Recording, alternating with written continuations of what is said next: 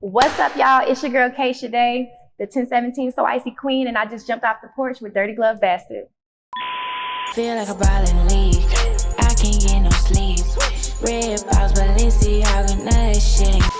So we got K Shiday off the porch with us today. How y'all doing today? I'm feeling great. How are you feeling today? I'm feeling awesome, very blessed. Yeah, appreciate you coming by today. Thank you. So let's take it back. What's life like growing up in San Antonio, Texas? Oh, life in San Antonio. I was a military brat, so San Antonio has the best food.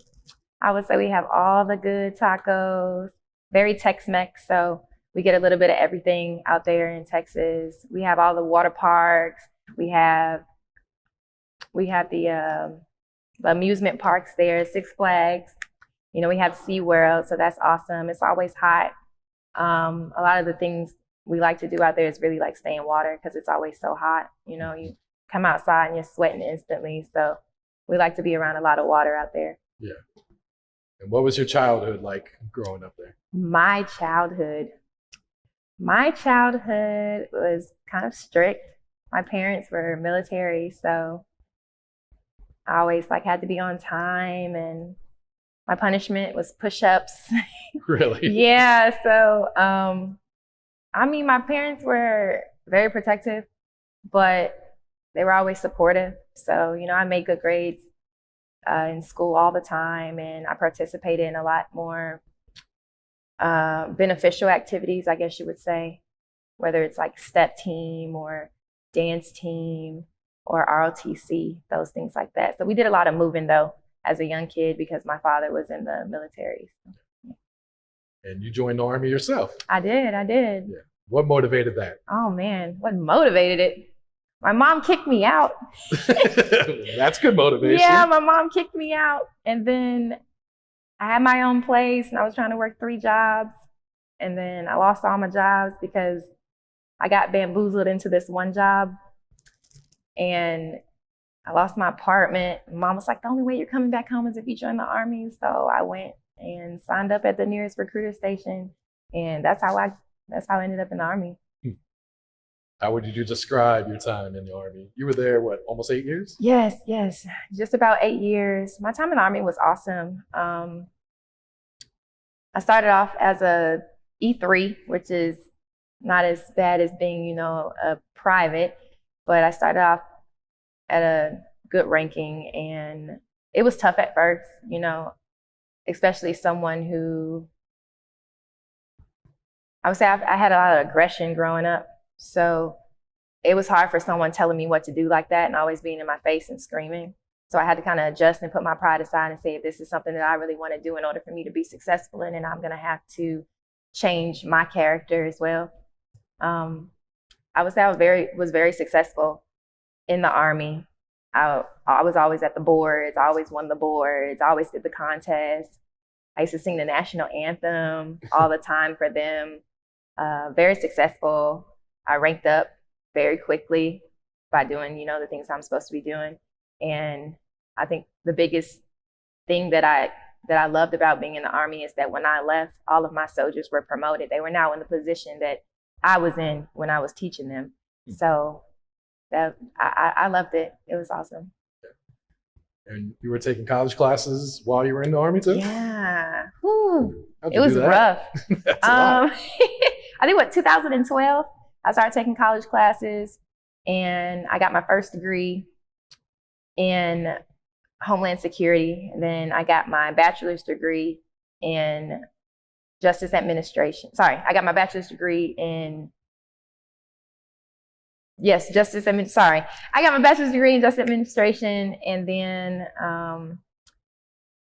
I got picked out of like thousands of other soldiers to become a law school student and go officer. So I went to law school for 2 years, and then I ended up getting out. Just, I would say the physical portion was kind of wear and tear on my body, and I knew it was time to get out. So I got out this past February. Okay. And you're still working towards a master's degree? I did get my master's. Oh, you did? Yeah, Okay. I got my master's in June of last year. Oh, that's big. Yeah. So when you left the military, You ended up in Seattle? I was in Seattle while being in the military. Okay. Seattle was my second duty station. I arrived there around 2016, and I had been in Seattle for about 4 years before I got out. Gotcha. All right. So how long you been making music? Oh, shoot. I would really say since I was about 6-ish.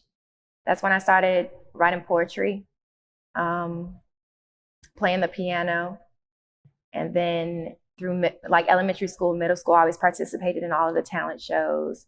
High school, I did all of the talent shows. And once I graduated high school, I started doing, bigger shows in the city, opening up for different artists and things like that in San Antonio. They called me San Antonio's Miss R&B back in the day. So that was pretty cool. Can you still play the piano? I'm a little rough around the edges. I have some work to do. I was actually thinking about starting back playing the piano. It's always a good skill to have. But you didn't start rapping till last year?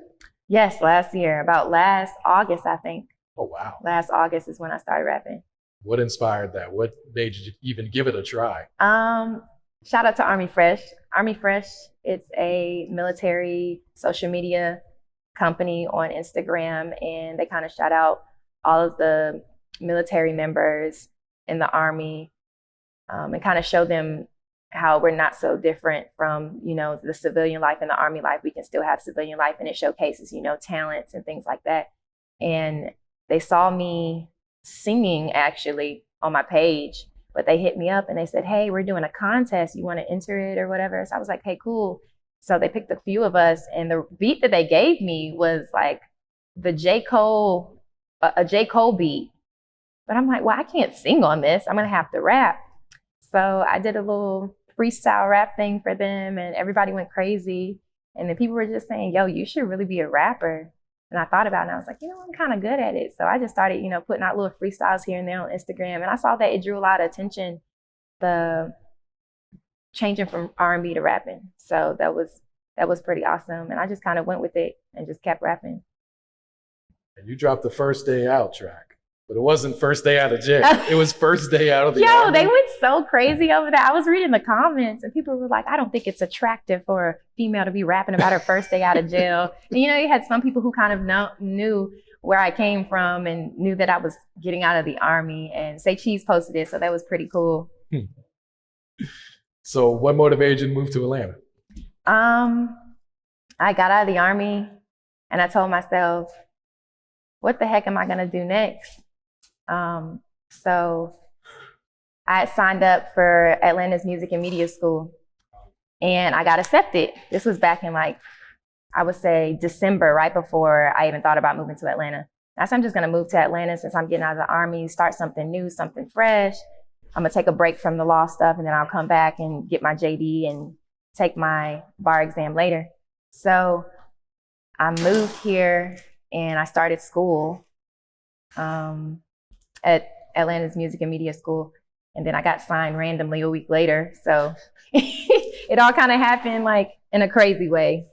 So how did you get signed? How did that come about? Honestly, the day we was doing, it was during COVID.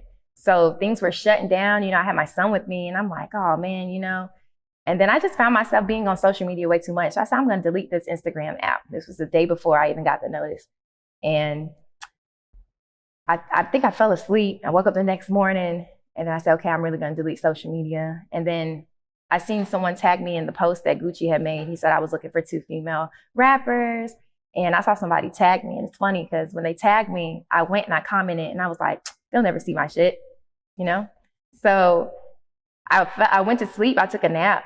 And then I woke up and I'm like, somebody's been blowing my phone up. Who's blowing up my phone? So I call one of my friends, and he's like, yo, this A&R is blowing me up. And I'm like, what A&R? So I go and I see Keisha's comment, Gucci's wife.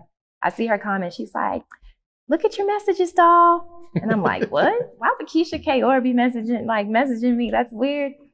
It just shocked me. And then they were like, yeah, Gucci wants to sign you right now. We're sending the contract over. I'm like, wait, what? And, me, I'm confused, because I didn't have that much music out and stuff like that. I just thought it was a blessing, it was something that my grandmother manifested a long time ago before she passed away. And the vision that God gave her is, what I'm wearing now, you know, being part of 1017, you know, and I have, you know, the jewelry that she said she saw in her vision and the dream. So it's been a blessing. I'm still shocked, honestly. I'm shocked every day. It still hasn't like hit me yet. Really? I'm still shocked. I wake up and I'm like, damn, am I dreaming? You know, but it was dope. And you were the first female he signed to the new 1017. Yes, sir. How motivating was that? I kid you not. I started looking at the hashtags. I'm like, me? And I'm looking at the hashtags and I'm like, man, these girls are dope. You got females from Detroit. You got females from St. Louis, females from the Carolinas. I'm looking at all these females and I always ask myself, I said, why Gucci sign me though? You know, I didn't think that like kind of my genre of music is not the typical, how I would say like the old 1017. My sound is a lot different.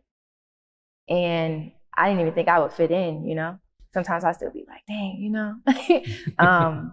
But just to see that out of all those thousands of females that Gucci watched, it was a blessing for him to pick me, you know? So I'm very honored by that and I'm very thankful. And it looks like you and Enchanting hit it off right away too. Yes, you know, that's my sister. It's awesome. You know, she's from Texas too, and she's very, very talented.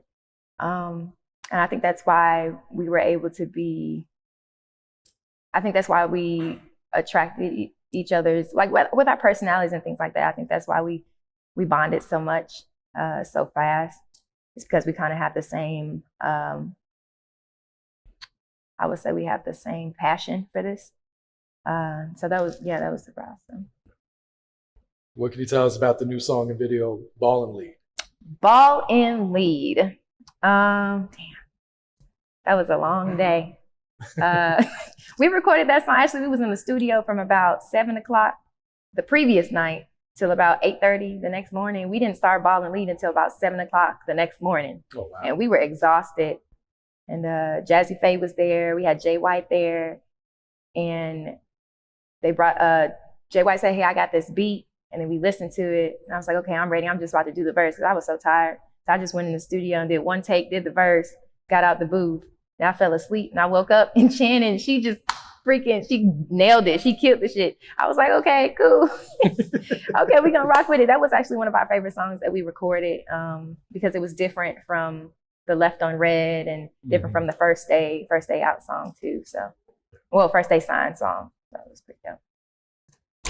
Now you guys got So Icey Gang, Volume 1 dropping tonight. Yes, dropping tonight at midnight. How excited are you for this release? Very excited. No Love's on there. And, you know, we shooting sky high on the views. You know, they're playing it in the clubs now. 3 million views on YouTube. Yes, exactly. And then we have another song that we have is called Loaded with Boy. Shout out to Boy and the rest of the 1017 gang. So that was pretty awesome. We shot that video. We did the song, shot the video the same night. So that was dope too. And then we have this one song called Homeboy on the Shirt. Yeah, I wanted to ask you about that. Homeboy on the Shirt. Basically it's 1017 versus everybody. And that's all I gotta say about that. Hey. How would you describe Gucci as a CEO?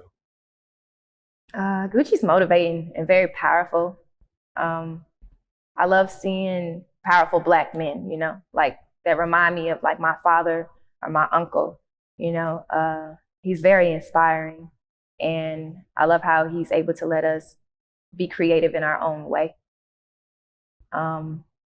He's just awesome. And I love the fact, like I saw a post the other day and it said how much Gucci doesn't get his recognition for how he works with these female artists, especially new female artists, and bring them in, you know, and does creative work with them. Not a lot of men in this industry do that.